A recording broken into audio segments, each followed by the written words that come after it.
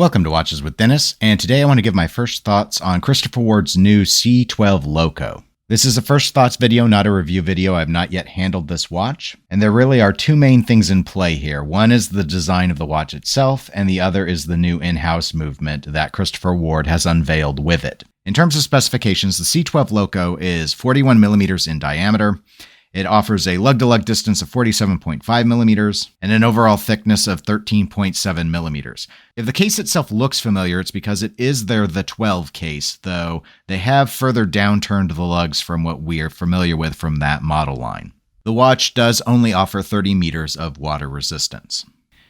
The C12 Loco comes in 4 colorways. It's available in orange, blue, black, and white. The watch does feature a display caseback, and that highlights what I think is the most notable aspect of this watch, and that is the in-house movement. This is the second in-house movement for Christopher Ward, and specification-wise, this is a manual wind movement that offers approximately 144 hours of power reserve at a frequency of 4 Hz, with a timing accuracy range of -0 to +7 seconds per day.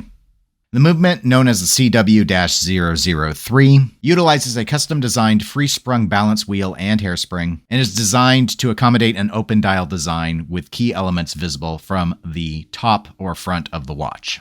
In terms on pricing, it varies. If interested in getting the watch on the integrated steel bracelet, the model is priced at $4,825 US. That goes down to $4,595 if you're interested in getting it on the rubber strap with deployant clasp. So, again, this is not a review video. These are my first thoughts. I've not yet handled the watch.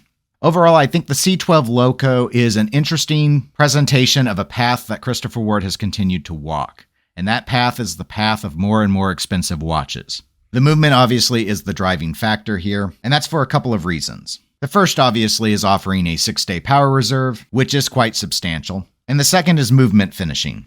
The CW-003 has hand finishing elements with polished, rounded facets for the bridge work, and thereby providing something that movement aficionados will latch onto. The watch is run with an extremely symmetrical design layout, which I do think appeals to most collectors. And looking at the movement side of the watch, plays up a configuration and finishing that I view as more modern than traditional, something we might see more out of Chopek than out of Vacheron Constantin. However, broadly, I am not sure that this watch will be a major commercial success in the same vein as Christopher Ward's The 12 or Christopher Ward's Bel Canto has been for the brand. Pricing-wise, these watches are pretty significant. I believe the C12 Loco, even on rubber strap, is priced higher than almost every version of the C1 Bel Canto that is available on the brand's website at the time of this recording, and it commands a significant premium over the versions of the 12 that are available, other than the 12X, which still comes in cheaper. Obviously, as first thoughts, I have to give my personal thoughts. And as a general principle, I do not find open dial designs very visually appealing. I do like them better than skeletonized dials, but when I look at this watch, I see Christopher Ward trying to do a version of the tradition from Breguet, though obviously in a greatly simplified format, and my same objections apply here as do there. I do not like that only approximately the top half of the dial is dedicated to timekeeping, and the rest of the dial is simply used to display superfluous movement aspects. Again, those who enjoy those movement aspects will probably find this watch quite appealing, is way more approachable than a Breguet tradition would be, even a used one. And I don't want to make the comparison too strong. The Christopher Ward C12 Loco is a much more modern looking watch, and Breguet can be a bit fuddy-duddy. However, given this watch is stainless steel, I think a lot of people are going to struggle mightily with getting behind a 30-meter water-resistant watch, which looks like a sports watch. This is a modified Christopher Ward 12 case. It looks robust. It looks like a sports watch. And to my knowledge, the 12 models, or at least the ones I'm thinking of, have 100 meters of water resistance. So, to me, there's a big question as to why so much resistance was lost in this watch. I can't claim it's the thinness. This watch is not particularly thin. Hypothetically, it would be under 10 millimeters thick if there was no crystal in the dial and in the display caseback, but there are, and they add quite a bit of height. 13.7 millimeters is quite wearable, but it is not on the slender side. I think the downturned lugs that they've done with the case will help with the wearability in this instance, but again, I'm looking at this from the perspective of how they lost so much water resistance.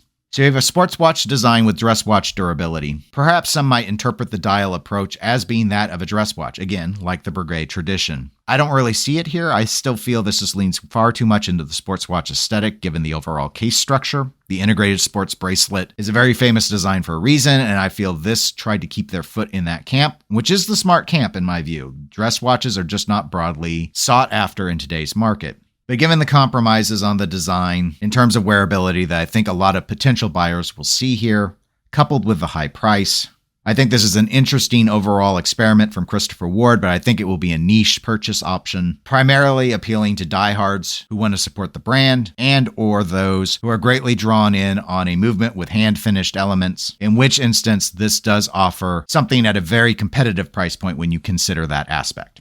So I think it looks pretty good for what it is. Not my design style, not my cup of tea, and so it would be a pass for me. But I'd be interested in knowing what you all think. Please leave a comment below about what you think about Christopher Ward's new C12 Loco, about the watch itself, or maybe just about the new movement. Other than that, if you found the video helpful, please give it a like, and if you want to know when I have new videos, just click subscribe.